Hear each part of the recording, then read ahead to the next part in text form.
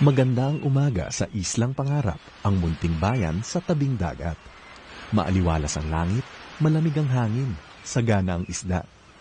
Hay, maganda ang araw. Oh, heto ang bahay ng kaibigan nating si Dodong. Tinayo niya ito sa tabing dagat. Sayang lang at pinutol niya lahat ng mga puno dito.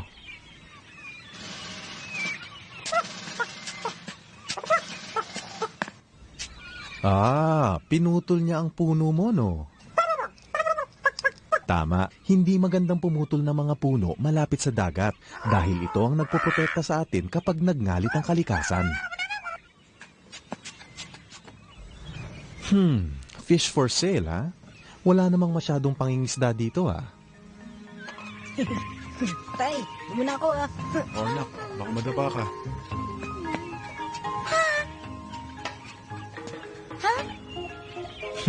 Tama, yan na nga. Fish for sale.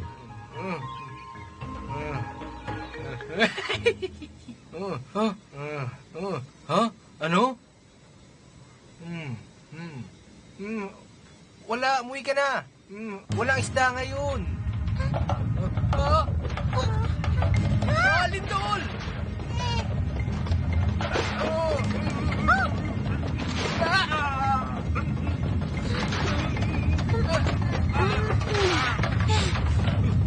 Tama yan. Yuko at magtago na at lumayo sa mga dingding.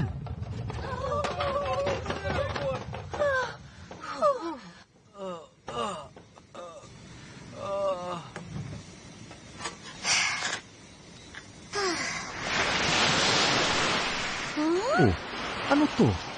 Nawawala ang tubig sa pampang? Nako, hindi maganda to. Oo, tama yan. Mag-ingay ka, gamitin mo yung timba. Ano?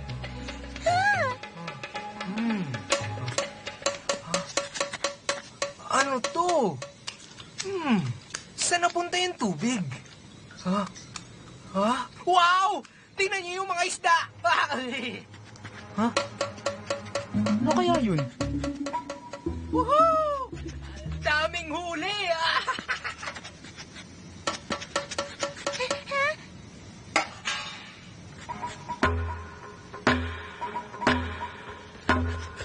Yan ang tsunami warning. Ha? Tsunami? Bilis! Kailangan na nating umalis dito. Saan tayo pupunta? Doon tayo, sa taas ng burol. Tara! Bilisan nyo! Doon tayo. Tama yan, bilisan nyo. Huwag huminto. Mabilis ang pagdating ng tsunami. Wow, tingnan mo ang mga to. Ang swerte ko talaga. Isda. Ay nako, mukhang merong hindi nakakaalam ng babala tungkol sa parating na tsunami.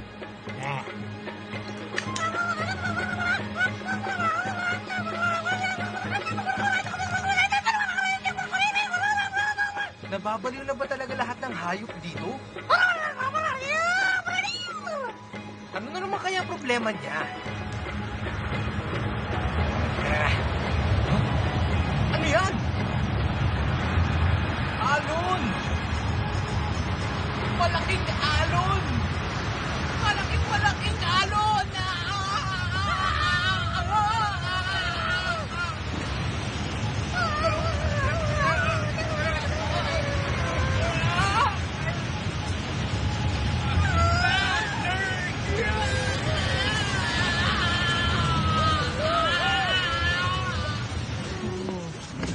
Ang bayan ng Islang Pangarap ay lubog na sa tubig.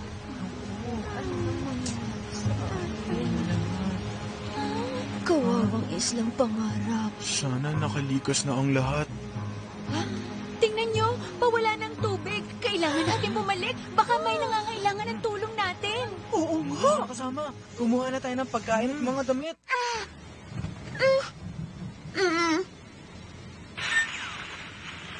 Tama yun. Tigil. Diyan lang kayo.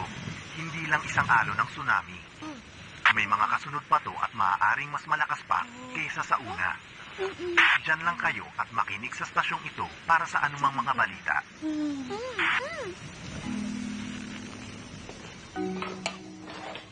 Lumipas na ang tsunami at hindi maganda ang iniwan nito sa bayan ng Islang Pangarap. Itinayo namin ang mga bahay malapit sa dagat. Wala kaming plano ng paglikas. Hindi namin alam ang warning signs.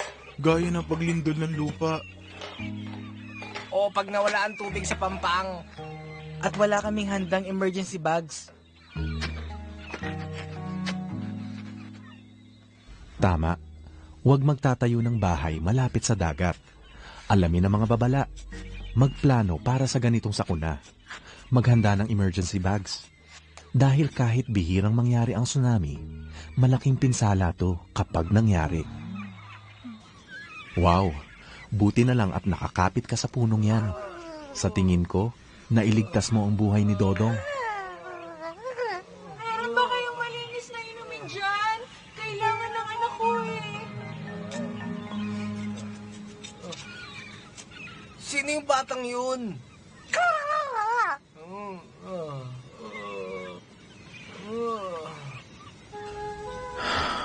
Hindi maganda ang pagtatapos ng araw na to. Marami ang mga kailangan ng tulong. At kailangan nilang tulungan ang isa't isa. Ang dami mong natulungan ngayon. Teka, paano mo naman nalaman ang mga dapat gawin? Nagbabasa ka ng Disaster Risk Reduction Resource Manual. Tama yan. Diyan mo ba nalaman kung paano makakatulong? Mabuti. Kakailanganin nila yan. Oras na para basahin nating lahat yan.